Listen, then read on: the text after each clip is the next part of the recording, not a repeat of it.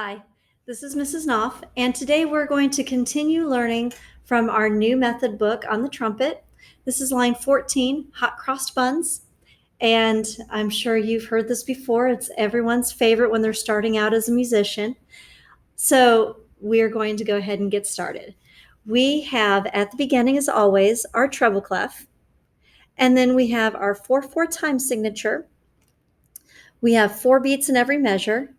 And if we had a whole note, it would get 4 beats. So we're always going to do the math and figure out how long to hold the notes that we do have.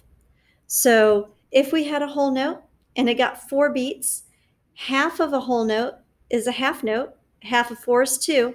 So we start out with half notes that get 2 full beats each. So now we have a half note E, first and second valve, a half note D, 1 and 3, and then a half note C, which is open. The other half of this measure is a half rest, and it sits on line 3 instead of hanging from line 4. And sometimes it's hard to tell the difference. But if you have a whole rest, it's the only thing in that measure. A half rest is going to share the measure with something else. So, and then we repeat that pattern. We have E, D, C, rest.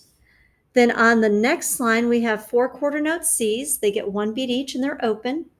The next measure has 4 quarter note Ds, 1 and 3. And I hope you noticed I kicked out my third valve slide to make it more in tune. And then I have a half note E, a half note D, and a half note C. So it's the same pattern that you begin with.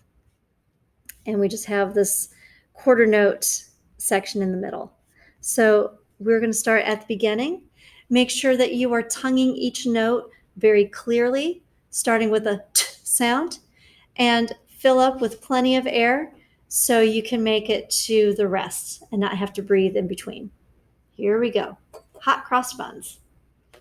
1, 2, ready.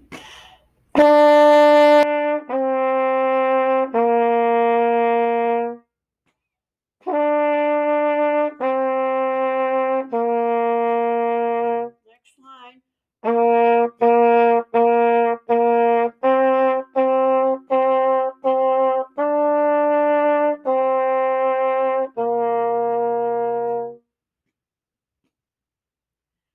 And that's it. That's how you play line 14, hot cross buns on the trumpet.